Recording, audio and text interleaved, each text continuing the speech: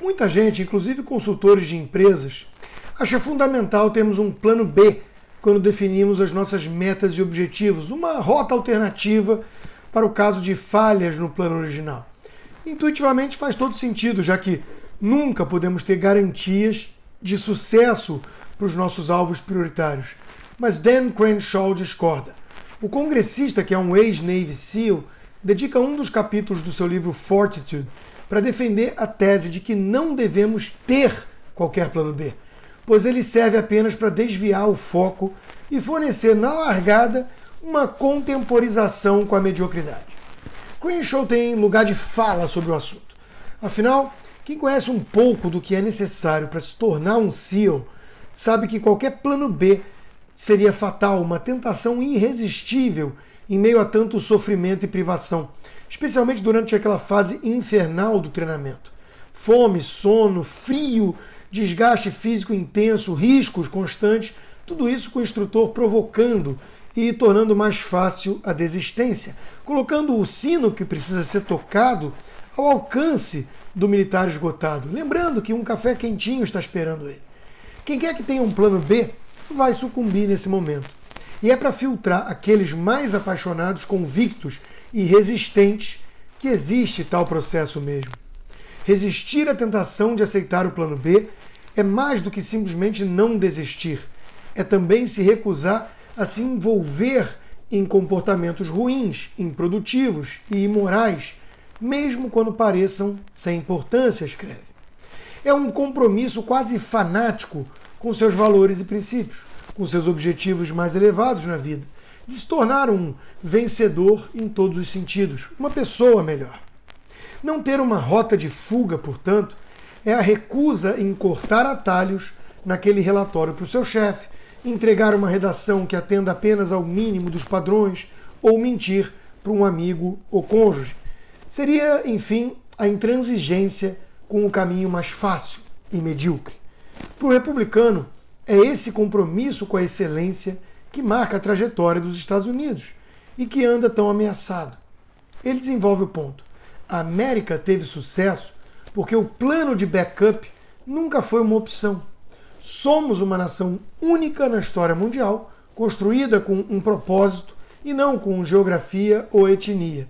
Os Estados Unidos existem por causa de uma proposição sobre a natureza da humanidade, que nossa natureza não deve ser moldada à força pelo governo, mas que o governo existe para proteger nossos direitos inalienáveis.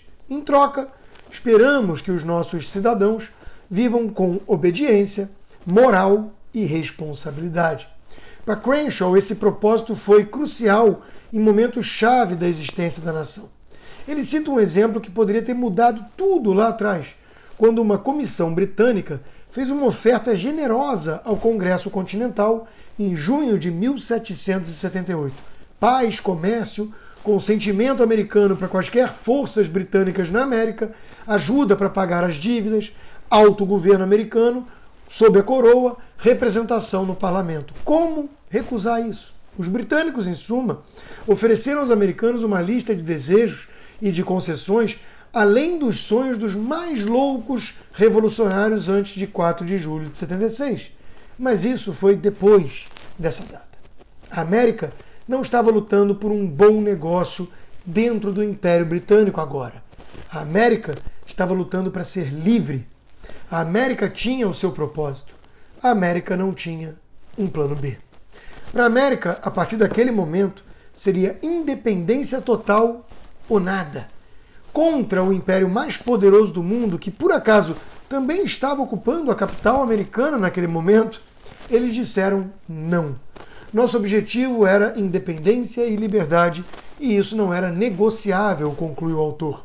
Eu penso nisso quando vejo tanta gente enaltecendo o pragmatismo, sempre significando ceder ao errado em prol da simples sobrevivência. A ditadura comunista chinesa abusa do nosso país, intrometendo-se até em assuntos parlamentares, nos tratando como reféns. Não vamos criticar, pois é nosso maior parceiro comercial. O Supremo Tribunal Federal rasga a Constituição, persegue críticos e prende até deputado com imunidade. Não vamos falar nada, pois é preciso ser pragmático. No Brasil, O mais comum é pular direto para o plano C, num tom derrotista de quem cai no fatalismo de acreditar que nunca poderemos de fato mudar. Não derrotamos o PT com o impeachment de Dilma, interrompendo o destino venezuelano em nosso país, para contemporizar agora com tucanos esquerdistas que se mostram pusilânimes com o PT. Não fomos às ruas contra a roubalheira e o Foro de São Paulo para permitir a volta daqueles que passam pano para Lula. Não desafiamos a grande imprensa manipuladora para aceitar um presidente conivente que paga a essa mídia corrompida para não receber críticas duras. A direita, com a vitória de Bolsonaro em 2018, descobriu que é possível enfrentar a esquerda, o sistema. Sabe que Bolsonaro está bem longe da perfeição e muitos se decepcionaram no caminho, em parte com razão. Mas o ponto aqui é outro, é não ter um plano B, não buscar a paz com esse mecanismo podre por meio de concessões indevidas que tragam de volta ao poder a esquerda derrotada. Nesses pouco mais de 2 anos de governo, muitas máscaras caíram. O grau de oportunismo de certos pseudo-liberais na pandemia foi digno de um PSOL ou PT da vida. Políticos novos se mostraram bem velhos nas táticas demagógicas, indicando que o laranja talvez seja um vermelho desbotado. Contra a polarização entre Lula e Bolsonaro, tucanos assumidos ou enrustidos tentam se vender como um centro moderado equidistante, mesmo à direita, alguns dizem, e isso seria um plano B inaceitável para quem realmente acredita nos valores liberais clássicos ou conservadores. O ambiente no Brasil está carregado, o clima é tenso.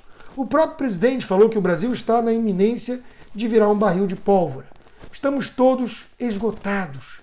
Com essa mídia abutre, esse STF arbitrário, essa oposição irresponsável e esse sistema apodrecido, podemos até concluir que a corda só não arrebentou porque o brasileiro deve mesmo ser o pacato cidadão daquela música. Queremos alguma paz, sem dúvida. Mas a que preço? Não pode ser ao custo de pagar o resgate aos sequestradores, pois isso seria a pá de cal em toda a esperança de mudar para valer o nosso país. A direita não tem plano B, não deveria ter. O enfrentamento é a única saída agora digna, já que o outro lado escolheu a guerra suja. Entre a desonra e a guerra, escolheram a desonra e terão a guerra, disse de forma profética Winston Churchill sobre o acordo de paz com os nazistas. A esquerda não soube perder. Não aceita a escolha de quase 58 milhões de brasileiros nas urnas. A postura é golpista. Os rótulos depreciativos demonizam qualquer um que enxerga virtudes no atual governo. E isso não pode ser tolerado. Negacionistas, fascistas, genocidas, essas não são qualificações de quem busca um diálogo civilizado sobre discordâncias numa democracia, mas sim ataques diretos à integridade do outro. Diante desses adversários que preferem nos tratar como verdadeiros inimigos mortais, qualquer concessão é derrota. Eu consigo entender quem, cansado disso tudo, flerta com a hipótese de um tucano no poder para teoricamente acalmar os ânimos. Mas eu prefiro a recomendação de Crenshaw, sem plano B. Esses tucanos já mostraram, afinal, a sua real essência esquerdista e autoritária. E o Brasil merece mais. O Brasil merece ser livre.